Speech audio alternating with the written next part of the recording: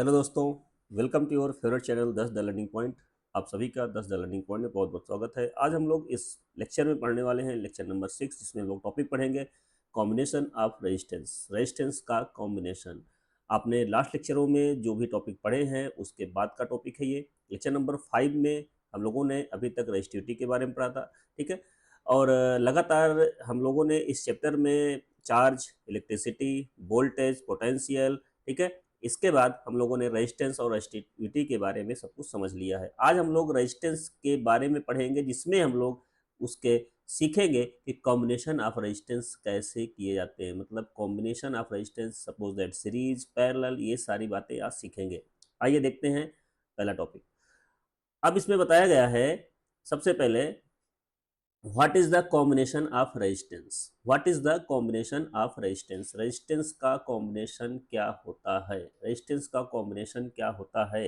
तो कॉम्बिनेशन का मतलब यहाँ पर हम जब रेजिस्टेंस, देखिए सबसे पहले उस दिन मैंने सिंबल बताया था आपको, रेजिस्टेंस का सिंबल क्या होता है कि ये होता है कुछ, रेजिस्टेंस का सिंबल ऐसे होता है, ठीक है। तो कॉम्बिनेशन का मतलब ये होता है कि रेजिस्टेंसों को जोड़ना। अब जोड़ते कैसे कैसे हैं, तो यहाँ पर डिफिनेशन पढ़ते हैं। Combination of resistance, combination of resistance means connecting two or more resistor, दो या दो से ज्यादा resistor together in an electric circuit so that they work as a single equivalent resistance. मतलब क्या है, जब हम इस तरह के दो या दो से ज्यादा रेजिस्टेंसेस को लगातार इस प्रकार से जोड़ते हैं कि वो एक सिंगल रेजिस्टेंस के फॉर्म में काम करने लगता है किसी सर्किट में, तो उसको हम कॉम्बिनेशन ऑफ रेजिस्टेंस बोलते हैं। जोड़ते कैसे हैं उसको हम आगे समझेंगे। अब बात आती है, इसका एक डिफिनीशन और लिख सकते हैं, और करके लिखा हुआ है, when two or more resistances are connected together in a circuit to control the flow of current. कैसे कंट्रोल करता है उसको भी समझते हैं। तो it is called combination of resistance. Basically ये कंट्रोल करने के लिए ही कॉम्बिनेशन को बनाया जाता है। अब कॉम्बिनेशन अभी कैसे होते हैं, सीरीज और पैरेलल होते हैं, वो हम दोनों का डिफरेंस आगे बता रहे हैं। What do you we use combination of resistance, resistance का कॉम्बिनेशन का हम यूज क्यों करते हैं, तो टू इंक्रीज और डिक्रीज टोटल रेजिस्टेंसेस। पहली बात, इंक्रीज करने के लिए, रेजिस्टेंस को बढ़ाने के लिए और रेजिस्टेंस को घटाने के लिए, दोनों काम के लिए हम यूज करते हैं। बढ़ता कब है, घटता कब है, वो एक एक बार आगे हम समझेंगे उसको। To control the current, to control current in a circuit, circuit में फ्लो होने वाली करंट को भी कंट्रोल करते हैं। जब हम इसको कंबाइन करते हैं, जोड़ते हैं, तो इससे करंट भी कंट्रोल होती है, ठीक है। करंट कैसे कंट्रोल होती है वो भी इसके बाद वाले टॉपिक में सब समझाया जाएगा। टू डिवाइड वोल्टेज और करंट, इसमें भी वोल्टेज को हम डिवाइड करते हैं, कैसे डिवाइड करते हैं, कैसे वोल्टेज को करंट को डिवाइड करते हैं, उसको भी नेक्स्ट आगे टॉपिक में समझा जाएगा, इसके बाद ही जस्ट है। और यूज इलेक्ट्रिकल अप्लियंस, अभी केवल आप ये देख लो कि हमारा उद्देश्य क्या है, मोटो क्या है, जिसके थ्रू हम इसका कॉम्बिनेशन ऑफ रेजिस्टेंस को यूज करते हैं। तो वो 4 पॉइंट है basically.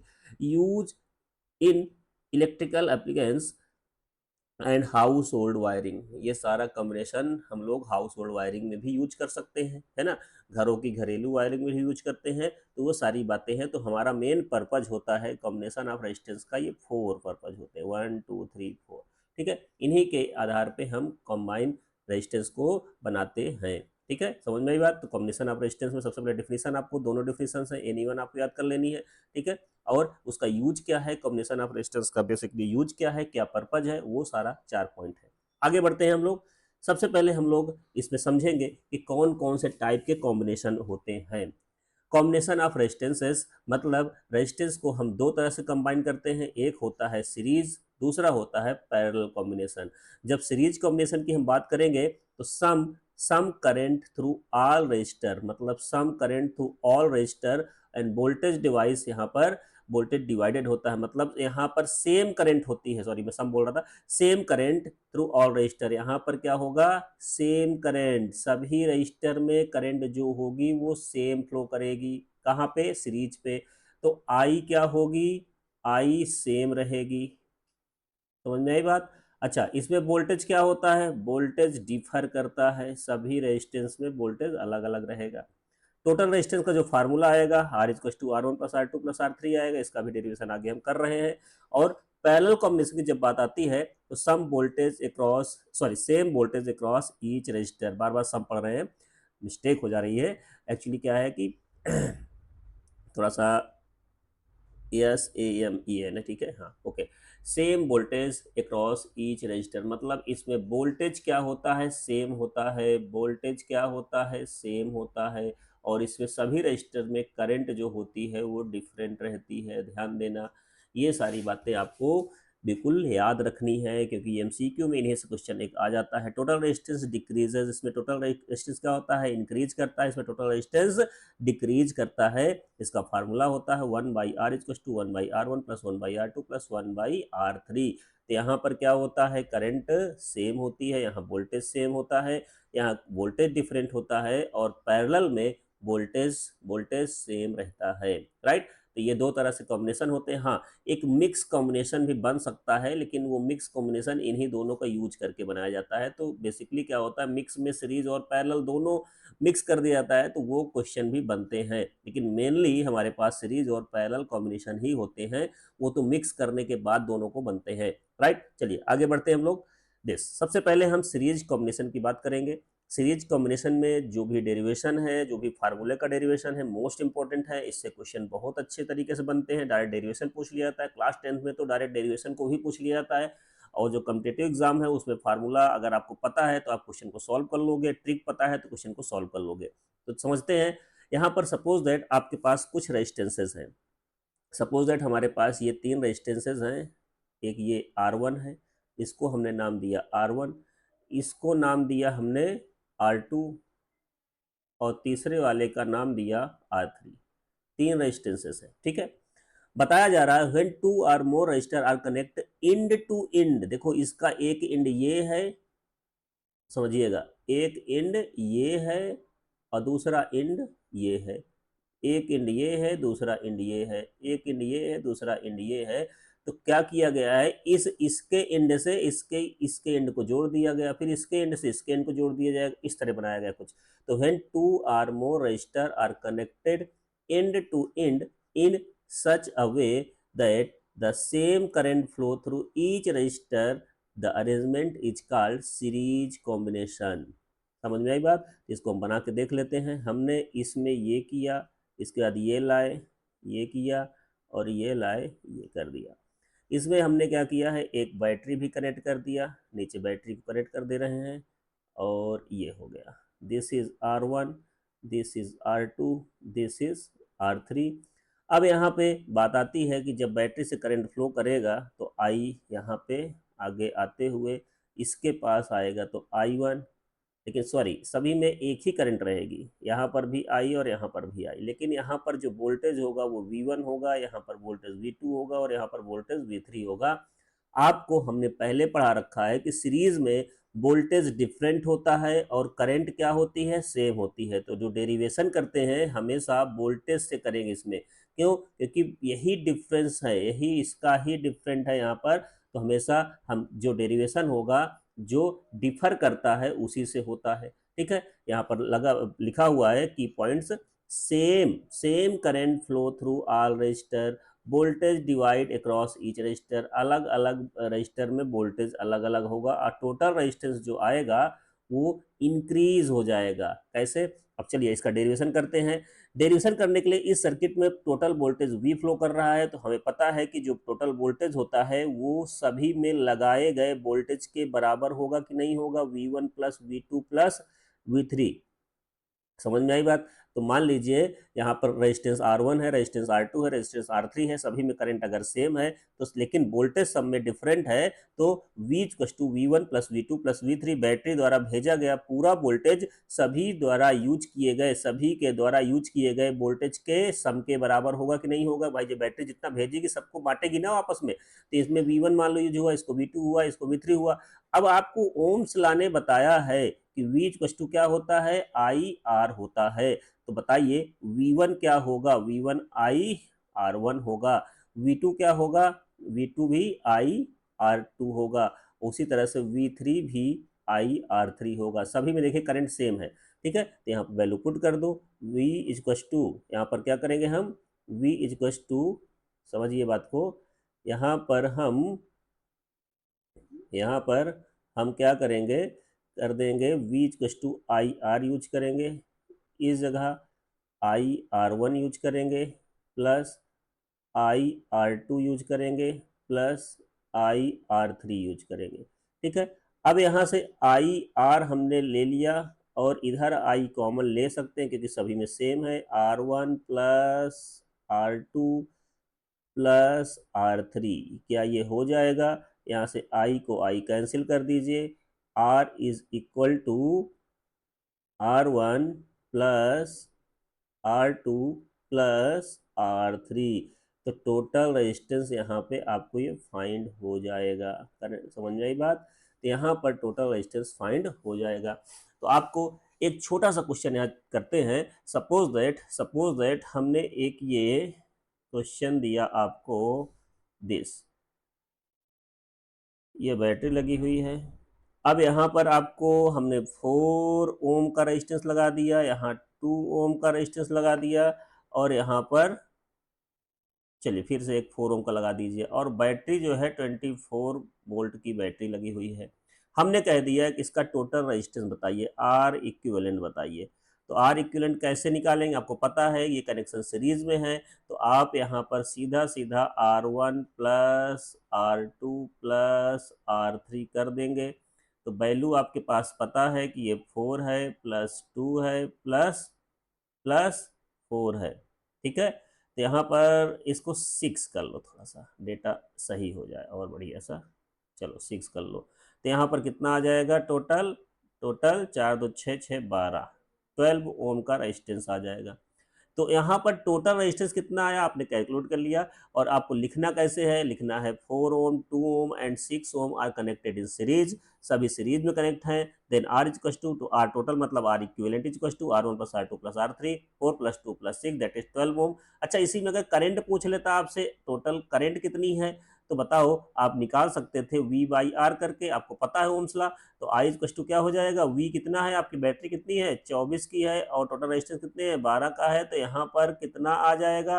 I is to 2 ampere, 12 दूना 24, 2 एम्पियर की करंट फ्लो कर रही है। अब अगर इसी में पूछ लूँ कि 2 ओम रजिस्टर पे करंट कितनी है, तब भी 2 एम्पियर होगा। 6 ओम पे करंट कितनी है? तब भी 2 एम्पियर होगा। 4 ओम पे करंट कितनी है? तब भी 2 एम्पियर। क्यों? क्योंकि इसमें same current flow through all register, सभी में एक ही करंट फ्लो करेगी, करंट चेंज होगी ही नहीं।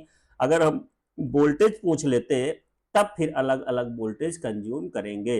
अलग अलग वोल्टेज, मान लीजिए पहले वाले का वोल्टेज निकालना है, तो बताइए, पहले वाले का वोल्टेज निकालना है तो उसके पास रेजिस्टेंस करंट कितना है? करंट 2 एम्पियर का फ्लो कर रहा है, और उसका खुद का रेजिस्टेंस कितना है? 4 है। तो वो कितना? 8 वोल्ट यूज कर रहा है। समझ में आई बात? 8 वोल्ट ये खा जाएगा।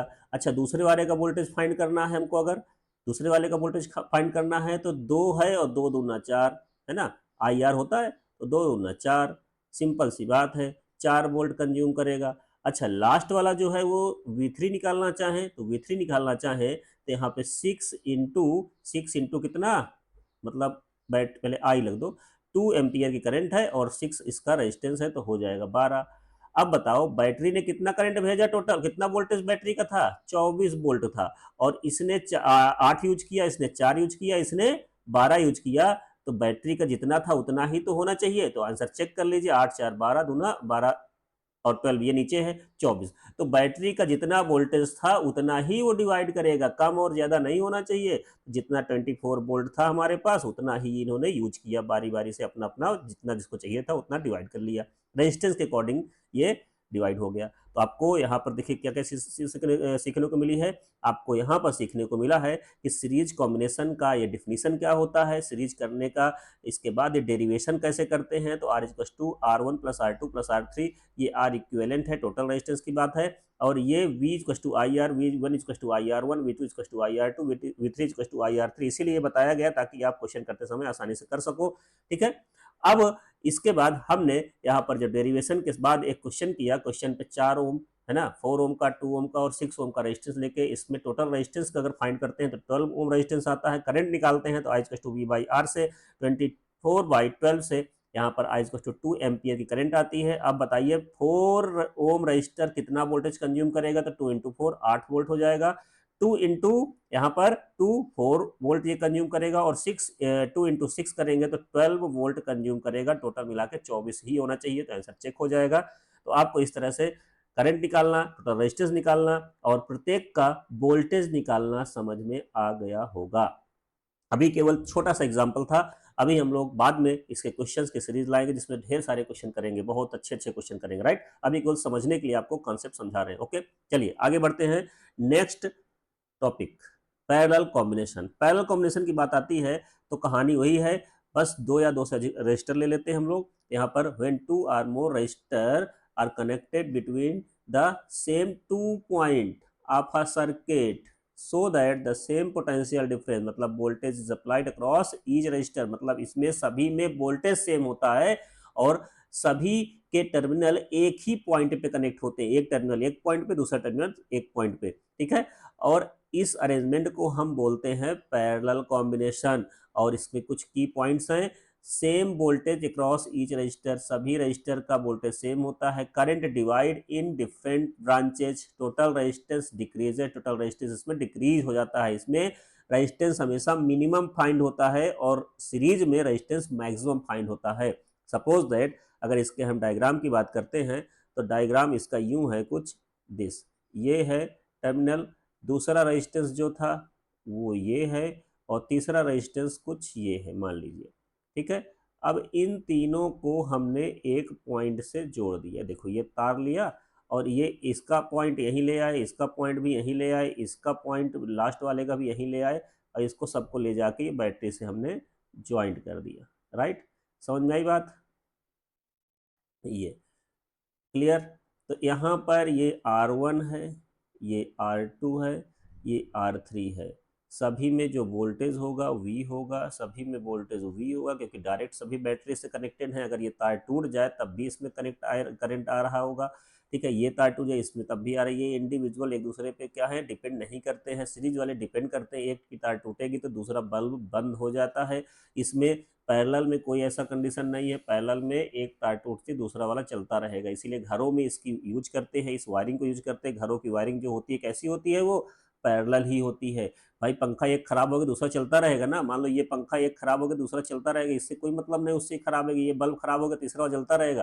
तो घरों की वायरिंग भी इसीलिए पैरेलल कंडीशन में कराई जाती है, पैरेलल तरीके से कराई जाती है। अब यहाँ पर मान लीजिए वोल्टेज V है। अब हम यहाँ पे देख रहे हैं सभी में करंट, इस वाले में करंट I1 जाएगा, इसमें I2 आएगा, इसमें I3 आएगा, ठीक। तो आपको पता है अकॉर्डिंग टू ओम्स लॉ, आपको मालूम है V equals to I R होता है। तो यहाँ से हम I equals to V by R भी लिख सकते हैं। तो अगर हम I1 की बात करें, I1 equals to V by R1, और I2 की बात करें तो V बाई R2, और I3 की बात करें तो V बाई R3 हो जाएगा। इस तरह से ये फार्मूला हम समझ लिए। अब अगर हमें पता है कि इस सर्किट में टोटल करंट I तो इंटर कर रही है लेकिन वो करंट डिवाइड हो रही है, तो हमने आपको बताया था जो जो डिफर करे, भाई वोल्टेज सेम है तो उससे डेरिवेशन नहीं करेंगे, जो डिफर करे डिफरेंट हो तो करंट ही डिफरेंट है। तो यहाँ पे total current I equal to हम लिख देंगे I1 plus I2 plus I3। पिछले वाले में क्या वोल्टेज सेम था, इसमें करंट वोल्टेज डिफरेंट था तो डिफरेंट वाले से डेरिवेशन पिछले वाले में हुआ था, यहाँ पे करंट डिफरेंट है तो करंट से डेरिवेशन करेंगे। I इक्वल टू क्या होता है, V बाई आर होता है, रख दो।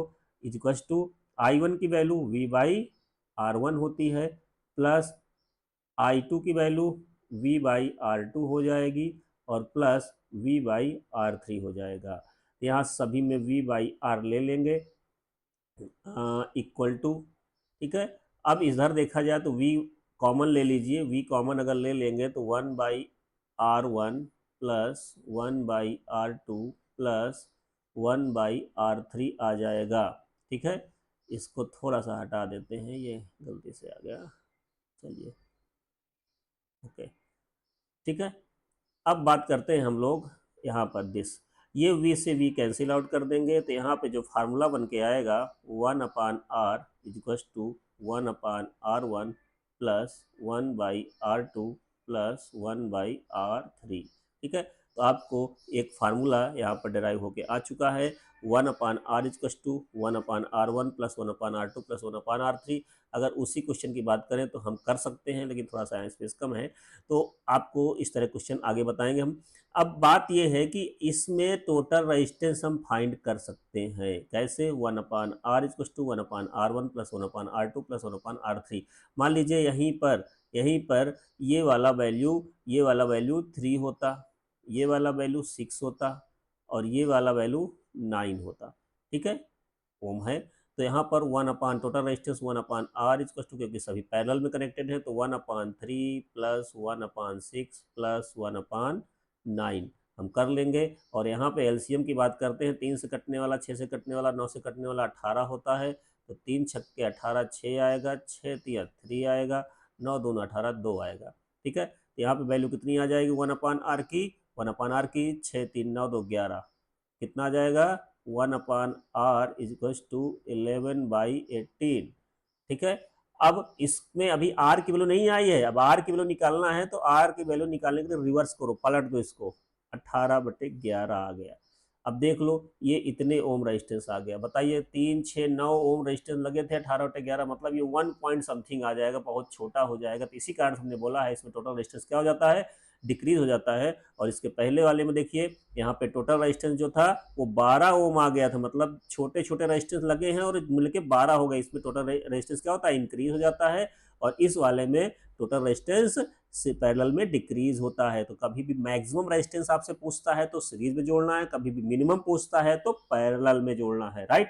समझ गई बात, चलिए आगे बढ़ते हैं। इसमें इन सभी में एक बेसिक डिफरेंसेस हैं, मतलब हमने बता रखा है कि ये दोनों का अगर कभी क्वेश्चन डिफरेंस पूछ ले किसका, सीरीज और पैरेलल कॉम्बिनेशन का, तो पहली बात कनेक्शन की बात करते हैं। कनेक्शन में resistor connected end to end, जो रजिस्टर होते हैं एक दूसरे से इंड टू इंड कनेक्टेड होते हैं। Register connected between same two point, इसमें सेम टू पॉइंट में कनेक्ट होते हैं। अभी आपको हमने बताया इसमें एक ये खत्म, दूसरा चालू, दूसरा चालू। और इस वाले में ये होता है, उसके नीचे ये होता है, तीसरा ये होता है, और सभी एक ही पॉइंट से कनेक्टेड रहते हैं। अच्छा, दूसरी बात है करंट की बात करते हैं। Same current flow through all register, बिल्कुल सही, अभी हमने पीछे बताया। करंट डिवाइड डिफरेंट ब्रांचेस, हर ब्रांचेज में करंट डिवाइड हो जाती है। Voltage is divided across register, register के अक्रॉस यहाँ पे वोल्टेज डिवाइड हो जाता है, इसमें same voltage across each register, ये डिफरेंसेस है, ठीक है। इक्वल रेजिस्टेंस की बात करते हैं तो यहाँ फार्मूला लिख देते हैं, R equal to R1 plus R2 plus R3 लिख देंगे। और यहाँ पर 1/r equal to 1/r1 plus 1/r2 plus 1/r3 रहेगा।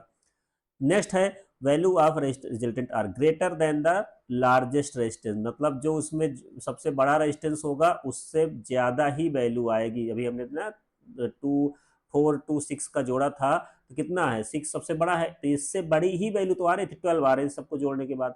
और इसमें अगर हम 3 को जोड़ते हैं या कुछ जोड़ते हैं तो इसमें अभी देखो बहुत छोटी वैल्यू है, तो less than the smallest resistance, हमेशा छोटे से छोटे रेजिस्टेंस से कम ही वैल्यू आएगी इसकी इक्विवेलेंट रेजिस्टेंस में, ठीक है। अच्छा, if one fail whole circuit break, अगर एक खराब हो जाए तो सारा सर्किट डैमेज हो जाएगा, बंद हो जाएगा। And other branches work even if one fail,